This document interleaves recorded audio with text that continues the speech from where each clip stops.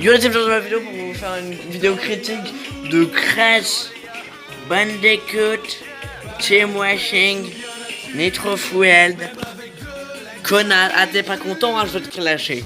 Pas du tout. Bon alors déjà, je parle très fort. C'était une info. Voilà. Non mais voilà après. Et moi c'est le masque. Non, je spoil. Je spoil quelque chose.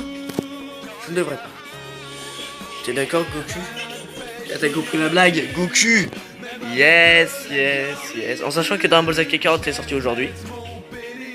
C'est très drôle. Qui est un excellent jeu. Comment je le sais? Bah j'ai pu y jouer pendant 5 heures et il est excellent. Et je suis très content d'avoir un ami qui avait acheté chez eux et qui me l'a laissé jouer pendant 5 heures. Il est très bon. Très bon. Alors après j'ai pas pu jouer à tout le jeu. Bon, là, on va faire une critique de... Ouais, vous y voyez plus rien. C'est drôle. On va faire une critique de Crash Bandicoot Nitro Fueled parce que... Mais Dragon Ball Z Kakarot c'est un très bon jeu. J'aime beaucoup et un action RPG dans Dragon Ball Z Kakarot c'est très stylé. Donc voilà. Donc critiquons ce jeu qui est disponible sur Switch et PS4. Je suis pas sûr qu'il est disponible sur Xbox One, mais peut-être. En sachant que sur Switch, il n'y a aucune différence entre ce chez PS4 niveau graphisme, je crois, parce que la Switch gère très bien les graphismes un peu dessin animé, cartoon et tout. Bah elle gère très bien ça, c'est les graphismes réalistes qu'elle a un peu plus de mal la Switch. Mais les graphismes, bonjour, les graphismes de cartoon, tout ça, elle gère. Après, les temps de chargement ils sont sûrement plus rapides sur PS4, ça je sais pas, mais bon, c'est pas si grave. Et donc, ce jeu est un jeu qu'on va tous appeler le Mario Kart un peu, voilà. Il y a une cinématique, bon. En direct des studios Activision, vous êtes sur CTR TV, en compagnie de Jigistu. Les gars, je viens d'apprendre que nos amis à Plume sont occupés à enflammer le circuit. C'est donc moi qui assurerai la présentation aujourd'hui. C'est parti! Stylé. Ce nouveau Grand Prix prend un tournant apocalyptique alors que les pilotes s'affrontent le long des vestiges d'un lit de rivière asséché. L'avenir est sombre, les amis. Et comme un malheur n'arrive jamais seul, tout droit sorti d'une pile de déchets nucléaires, notre nouveau compétiteur, Megamix, avec tous vos écrans comme des insectes. Espérons que ces nouveaux cartes aideront nos pilotes à arriver en un seul morceau. C'est tout pour aujourd'hui. Pilotez vite et pensez à boucler votre ceinture. Voilà, alors ça c'est un truc du jeu qui est très cool. Activision, vous gérez vraiment de ouf. Car tous les mois, tous les 2 mois, alors je vais voir la durée des chutes. Tous les 31 jours et du coup tous les mois, ils sortent un nouveau Grand Prix. C'est quoi un Grand Prix? Un Grand Prix, bah t'as des défis à faire, à les accomplir. Et plus t'accomplis de défis, plus tu gagnes de récompenses, donc de voitures, de personnages et de peinture, tout ça. Et c'est vraiment cool parce que tous les mois, du coup, ils te rajoutent un nouveau circuit avec. C'est-à-dire que comparé au Mario Kart, et c'est un gros point fort, tous les mois, t'as plein de nouvelles choses. Alors, au niveau circuit, je pense que Mario Kart peut retourner se brocher. Après, niveau gameplay, les deux sont très cool. Hein. Mais niveau circuit, alors... Attends, ouais, j'ai un appel, je reviens. Ouais, désolé. Donc voilà, niveau circuit, regardez. 4, 6, 10, 11, 18, 19, 20, 21, 22, 23, 24. Voilà, et tous les mois ils en rajoutent un. Pour l'instant ça continue. Et ils rajoutent plein de nouveaux cartes et tout. Alors niveau perso aussi, parce que vous voulez sûrement voir le nombre de persos qu'il y a. Et je vous comprends. Je vous comprends les amis. Les amis. Alors le nombre de persos. Voilà. Il y a tout ça. Voilà, il y en a un paquet. Voilà, il y a tout ça. Et des fois, ils en rajoutent, encore une fois, je le répète. Genre là, ils ont rajouté lui. Qui est très classe. Voilà. Niveau carte aussi, on a un paquet. Hein, voilà. Il y a le châssis, les roues, la peinture et l'autocollant qu'on peut modifier. Et voilà, les châssis, c'est les cartes. Regardez toutes ces cartes. C'est incroyable.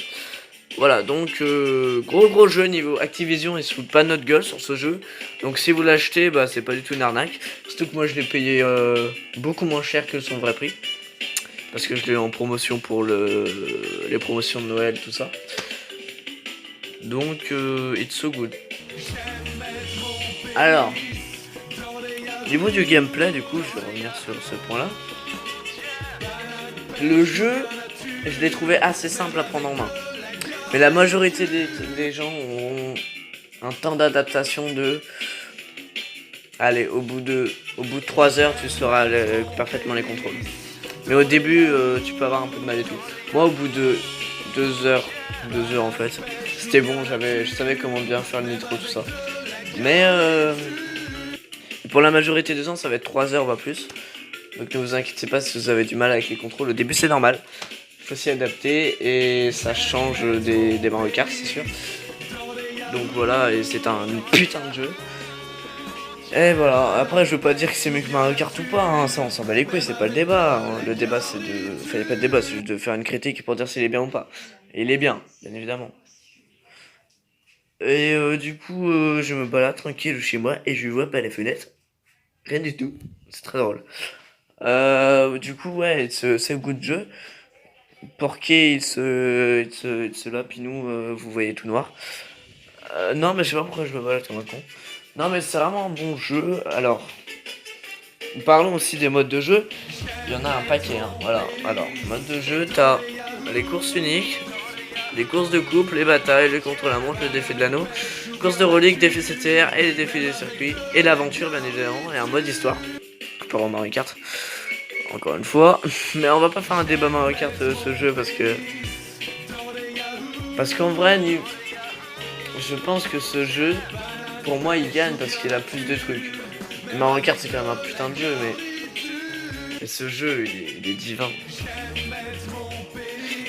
Mais du coup, Activision, ils ont fait un truc de ouf, je trouve. Et bah, comparé à Mario Kart, où quand t'as fait le tour, t'as tout débloqué et bah, tu te fais chier, quoi. Tout seul, franchement, tu te fais chier. Alors que là, même tout seul, bah, tu peux jouer pendant des heures et des heures pour essayer de tout débloquer, d'avoir de la thune et tout. Donc, un putain de jeu. Ouais, d'accord. Donc, très cool. Moi, je dis depuis 2020 que c'est un bon jeu. Depuis 2020. Non, mais... Alors, après, en ligne, il n'y a pas de bug. Moi, je joue en ligne, ça va, il n'y a pas de lag ni rien. Après, il faut avoir une bonne co. Mais tout va bien. Ah, Rostand, bah, tous les jours... C'est un peu comme... bah voilà, t'as une boutique, tu peux acheter des trucs et tout. Et c'est avec l'argent du jeu. Voilà. Parce qu'il y en a qui arrivent... Ouais, mais à tous les coups, là, tu te fais baiser. Et du coup, ils rajoutent de nouveaux trucs ce jour. Genre là, ils ont rajouté cette couleur rouille. En rapport avec cette nouvelle... ce nouveau Grand Prix qui est dans le rapport avec la rouille, comme vous l'avez vu. Donc, très cool. Et du coup la restante c'est là où tu peux acheter tes persos et tout. Et le Grand Prix par contre, les persos et les roues et les peintures et les cartes du Grand Prix, tu peux les avoir que dans le Grand Prix, pas à la restante. Du coup les Grands Prix il faut vraiment farmer et faire toutes les missions. Parce que c'est gratuit et c'est vraiment cool. Donc voilà, putain de jeu. Et les records, c'est pour voir bien évidemment. Ces records, pas besoin de dire plus. La maniabilité est cool. Les personnages, chaque personnage a ses atouts. C'est-à-dire qu'il y en a qui vont être plus équilibrés, il y en a qui vont être plus l'accélération, plus les virages, voilà, des trucs comme ça. C'est très cool. Les cartes et tout n'affectent pas le jeu, c'est-à-dire que si t'as un mec qui a 10 heures de jeu et que toi t'en as que 2, bah il y aura aucune différence en fait, voilà. Il n'y a pas de système de t'as un carte qui est plus rapide donc le mec qui met de la thune dans le jeu il te baise, non. Non, pas du tout, c'est le talent, c'est tout. Donc ça c'est très cool, voilà. Et puis sinon, jouer à ce jeu. Moi je l'ai en promotion, j'ai eu de la chance, mais même sans promotion il vaut largement le prix, vraiment large. Parce que tous les mois ils te rajoutent, allez, tous les mois ils te rajoutent 10 € de DLC on va dire. Sans payer, bien évidemment. C'est gratuit. Tous les mois, ils te rajoutent plein... Je suis désolé, mais un circuit, des persos, des nouvelles roues, des nouveaux cartes et tout, c'est 10 € de DLC. Et c'est offert, c'est comme ça le truc.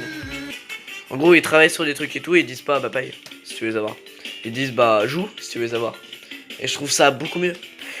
Parce que les DLC, en vrai, moi, je suis totalement contre. Mais bon, ça, c'est un avis que je garde pour moi. Et que certaines personnes ne sont pas d'accord, car ils aiment mettre 500 boules de plus dans un jeu qu'ils ont déjà payé extrêmement cher. Après, c'est qu'un seul délire. Et bon, quand tu payes un jeu 70 balles, et qu'après, t'as 50 € de DLC, donc au final, ça coûte 120 boules, bah, ça fait un peu mal au cul. Voilà. D'avoir un jeu pas complet. Parce que du coup, quand tu payes pas, tu sais que... Enfin, t'as l'impression de te faire baiser, quoi, parce que t'as pas le jeu à 100%, tu peux pas tout avoir. Et quand tu payes, bah, tu te fais aussi baiser au niveau de ton porte-monnaie, quoi. Donc, les DLC, c'est un coup de tepu. C'est un gros coup de tepu pour faire de la thune. Voilà, voilà. Donc, les DLC, je suis contre. Sauf... Ouais, après, il y a des DLC qui sont vraiment cool, donc... Ouais, mais... Je suis contre, mais j'ai déjà craqué dans des DLC, notamment sur les jeux Dragon Ball. Surtout Dragon Ball Fighters, qui est un putain de jeu. Parce que je crois que c'est 5 € le perso sur Dragon Ball Fighters.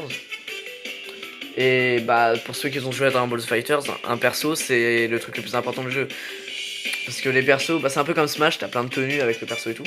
C'est vrai que c'est un putain de jeu de combat, Dragon Ball Fighters.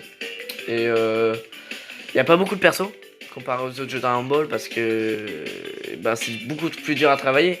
Parce que là, les persos, ils ont chacun un combo différent, des styles de combat différents, des transformations différentes et tout. Donc au final, je vais faire une critique de plein de jeux.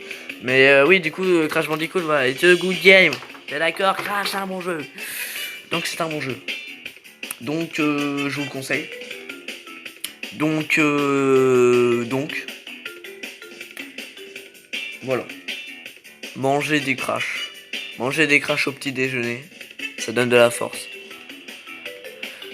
Et puis voilà, demain n'oubliez pas, vidéo hyper méga importante de La Mort qui tue, qui s'appelle le premier épisode du court-métrage et du Shark Universe qui est pas... Bon, je vais faire une vidéo critique. Dès que ma vidéo sera sortie du court-métrage, je ferai une vidéo critique du court-métrage, enfin pas vraiment critique de mon propre court-métrage, c'est un peu sarcastique. C'est plus pour vous parler un peu de comment on a fait et comment ça s'est passé en gros et pourquoi il y a des moments qui sont un peu moins plus durs et un peu moins cool à voir que d'autres. Sur ce, rendez-vous demain. Et n'oubliez pas, je vous aime. Des bisous. Des bisous, GG.